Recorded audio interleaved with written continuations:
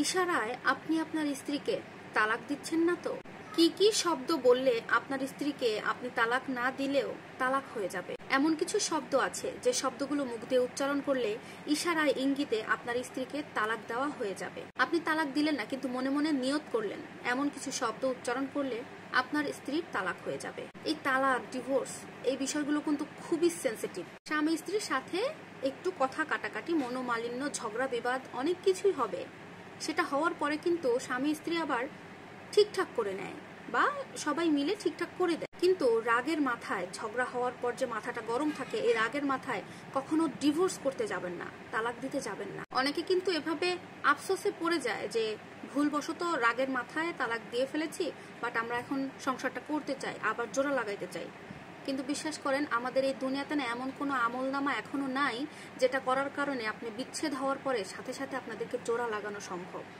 এমন আমল এখনো আসে নাই, আমাদের কোরআনেও নেই, কোনো হাদিসেও নেই। যদি তালাক হয়ে যায় তাহলে আর তাদেরকে জোড়া লাগিয়ে সংসার করানো সম্ভব না। এখন অবশ্য বর্তমান সমাজে অনেকেই এভাবে ডিভোর্সের পরেও বিয়ে করে সংসার করছে, কিন্তু এই ব্যাপারে কিন্তু খুব মারাত্মকভাবে সতর্কতা অবলম্বন করতে হবে। হারাম সম্পর্কে নিজেকে তো সারাটা জীবন নিয়ে যাওয়া সম্ভব না। তালাক এই জিনিসটা খুবই ক্রিটিক্যাল একটা বিষয়। আপনি যদি হাসির ছলেও কোনো কারণে এমন কিছু শব্দ বলেন, তালাক বলেন, তাহলে কিন্তু তালাক হয়ে যাবে। সুতরাং সাবধান। তাই এই বিষয়গুলো সবার জেনে রাখা দরকার যে কি কি শব্দ প্রয়োগ করলে, কি কি শব্দ আপনার মুখ দিয়ে বের হলে আপনাদের তালাক হয়ে যেতে পারে। অনেকে তো মনে করেন যে ঝামেলা হয়েছে সংসারে, ডিভোর্স করে দিই, ডিভোর্স হয়ে গেলে আমরা মুক্ত, আমাদের আর ঝামেলা হবে না, সবকিছু থেকে আমরা স্বাধীনতা পেয়ে যাব, মুক্ত হয়ে যাব। কিন্তু না, ডিভোর্স কোনো কিছুর সমাধান না। এখন মূল পয়েন্টে আসেন যে কোন শব্দগুলো ইউজ করলে তালাক হয়ে যাবে।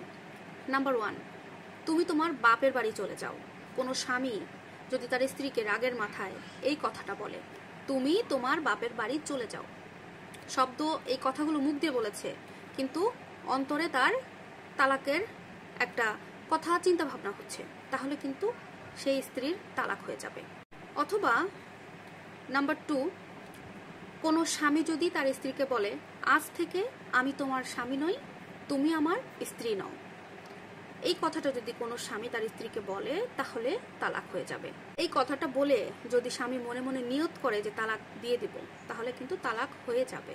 নাম্বার 3, তোমাকে আমি ছেড়ে দিলাম, আজ থেকে তুমি স্বাধীন। কোনো স্বামী যদি রাগের মাথায় তালাক দেবে এই চিন্তা ভাবনা নিয়ে তার স্ত্রীকে এই কথাগুলো বলে, তাহলে ওই স্ত্রীর তালাক হয়ে যাবে। সুতরাং খুব সাবধানতা অবলম্বন করতে হবে রাগের মাথায়। রাগ করে যে কোনো মুহূর্তে কখনো স্ত্রীকে এই কথাগুলো বলা যাবে না। এই কথাগুলো বলা থেকে দূরত্ব বজায় রাখতে হবে, দূরে থাকতে হবে। খুব সেন্সিটিভ একটা বিষয় এটা। এই জন্য তালাক খুবই গুরুত্বপূর্ণ বিষয়। আর এই কথাগুলো বলে যদি মনে মনে নিয়ত করেন তাহলে আপনাদের তালাক হয়ে যাবে। সুতরাং সবাই সাবধানতা অবলম্বন করবেন।